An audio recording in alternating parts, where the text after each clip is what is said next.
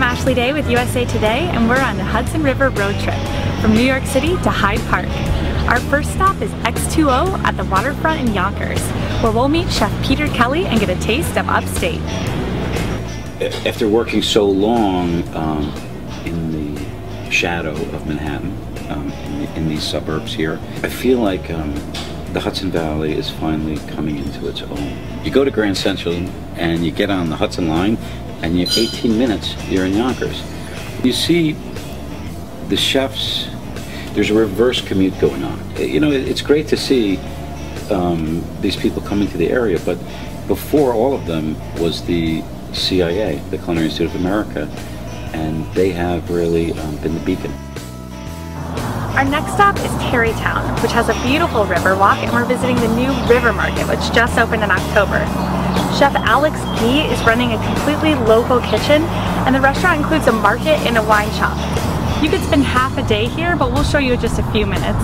Everything is grown right here in the Hudson Valley. We're working with some very special farmers, and Alex can talk more to those people. He's on the phone with them constantly, and the next day they walk in the back door with these crates of the most amazing product. And so it goes in the kitchen, it goes in the market. We also have a wine and spirit shop next door, but we expanded the concept to natural winemaking. To be able to come to Tarrytown, which is where River Market is located, it's only a half-an-hour trip on the train, and so not a huge commitment on the part of somebody who's visiting New York.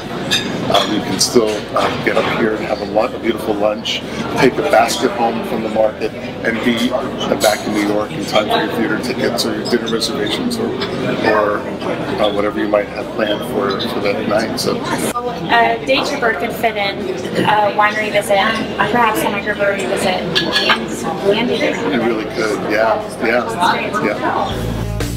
Our next stop is Poughkeepsie, where we're visiting restaurants Crew and Crave, where chefs Tom Kaczorski and Eddie Kowalski are serving the communities they grew up in.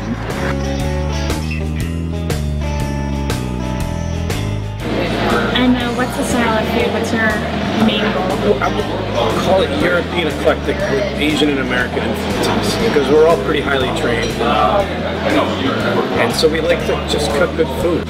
This is the leg and the thigh, which has been cone-feed duck fat with some fresh-grown lavender. And these are roasted Yukon potatoes next to it. And this will get finished with some fresh herbs. Daily we make our own mozzarella. Oh wow. So that's basil out of our garden. These are some local heirloom tomatoes. Just some extra virgin olive oil and pepper. Being the last stop on Metro North, it is a great weekend extravaganza for people to get out of the city and spend a day or an overnight trip. We'll start with this, is our farmers market salad. We have farmers markets on Thursday nights at Vassar College. We go in there, usually walk through, pick out whatever it is that looks like it's fresh and we want to use. The tuna, we use a North African spice mixture that we coat it. Duck is probably one of our signature dishes. We usually do about a 3-hour citrus cure. There's a lot of history in this area. I think in the next 3-4 years you'll see a big boom here. Stay tuned for our final stop in Hyde Park.